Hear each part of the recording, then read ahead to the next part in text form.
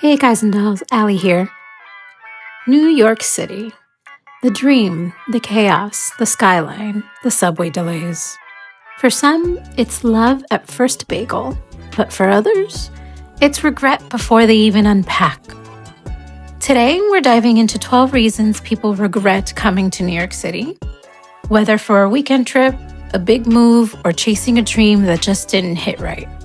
So grab your coffee, adjust your expectations, and let's get into it. It's more expensive than you think. Even when you think you're prepared for the prices, you're not. $10 lattes, $3,000 rent, and on top of everything, the cost of living, dining, commuting, and simply existing in New York City shocks even the most seasoned of travelers. A budget here is more like a suggestion, honestly, and visitors often realize too late that the price tag doesn't always match the experience.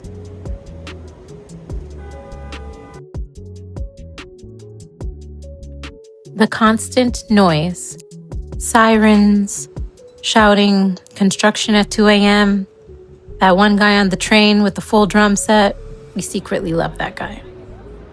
New York doesn't sleep. And neither will you if you're sensitive to sound.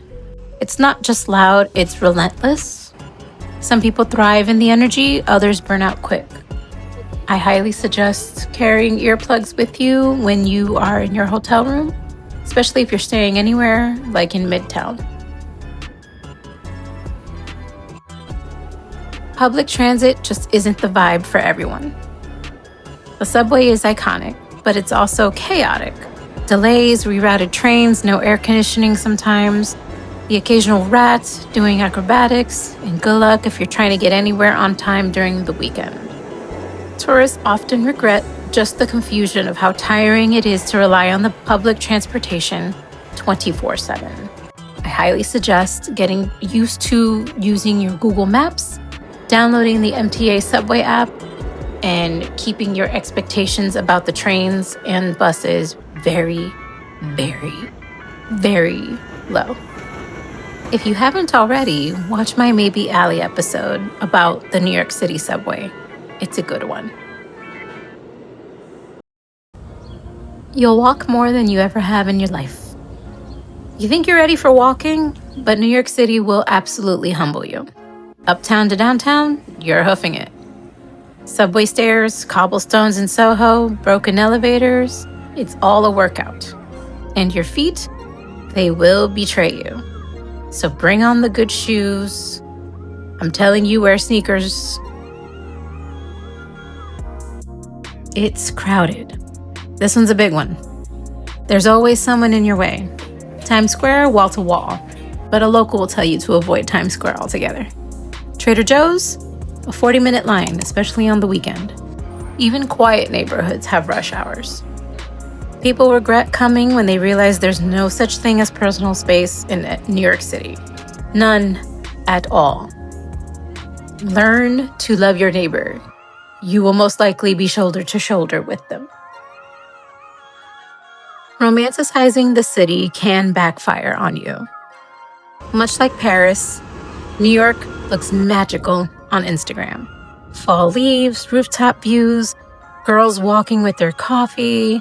But behind all the filters are roaches and rats and rent increases and emotional exhaustion and people who will snap at you in any second because they've had a bad day. If you're expecting Sex in the City or Gossip Girl, you end up more like Euphoria. You're in survival mode here in New York City, even if you're on a vacation. So it's highly suggested that you just go with the flow, keep the expectations low, and don't romanticize, please. The reality is, it's gritty here, and some folks just aren't prepared for that. The weather is extreme. Hot summers with humidity that melt your will to live. Icy winters with slush puddles that look like shallow puddles but are 6 inches deep. The city isn't designed for comfort, it is designed for endurance, and the weather nowadays will prove that to you. Regret creeps in quickly when you're underdressed and underwhelmed when you're not wearing the right things on your feet, when you're not putting the right things on top of your head. Highly, highly, highly suggest looking at your weather apps first before stepping outside and remembering that New York has 4 different seasons in one day sometimes.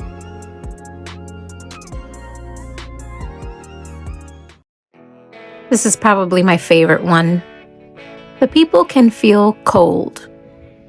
New Yorkers aren't rude, contrary to belief. We are direct. But if you're used to Southern hospitality or small town friendliness, the fast pace and straight talk of New York City can and will feel harsh to you. Nobody says excuse me unless they're pushing past you.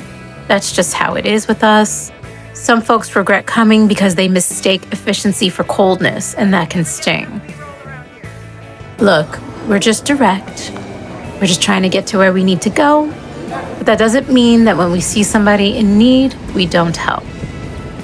I'm gonna tell you where to find Times Square. I'm gonna tell you the right train to take. What I'm not gonna be fond of is you walking super slow in front of me and then stopping.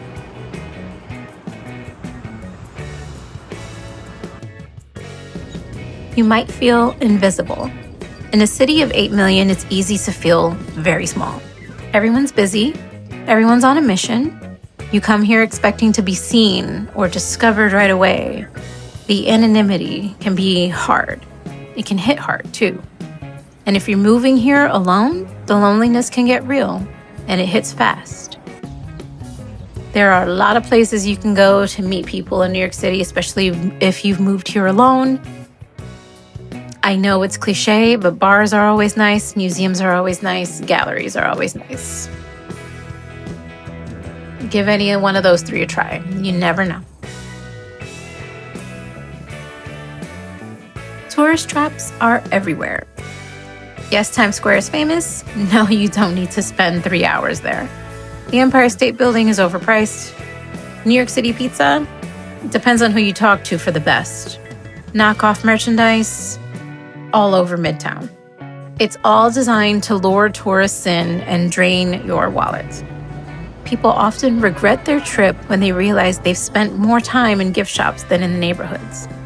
I highly suggest looking at lists made by locals. If you go down to the description, in this video, you'll see a link to a Google map that I've created with over 100 places you can go in New York City. Most of them are not tourist traps. Highly suggest that you download that and save it to your phone for your next trip.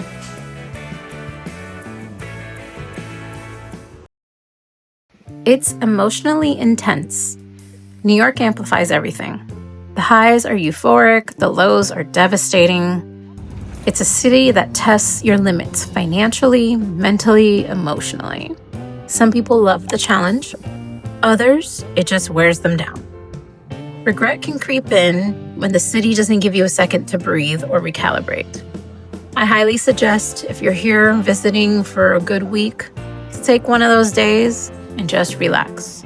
Don't run anywhere, don't do anything. Go to a spa maybe even, and just relax and take the city in. Go sit in Central Park. It's one of my favorite things to do.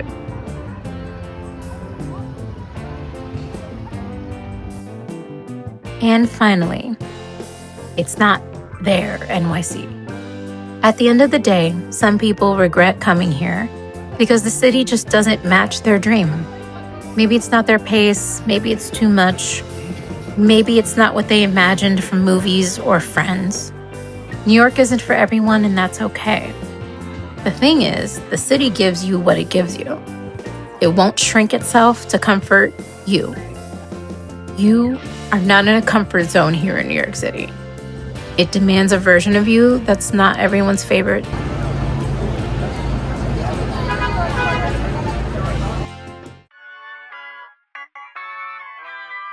So, would you regret coming to New York City? I bet you wouldn't. But you should come prepared. Come with curiosity, come with stamina, and come with, most importantly, realistic expectations. And who knows, maybe what feels like regret at first will become growth later. Thanks for watching, guys and dolls. Let me know in the comments if you've been to New York City before, and what ways the city surprises you. Don't forget to like, subscribe, and check out my New York City Diaries playlist for more. See you on the next one.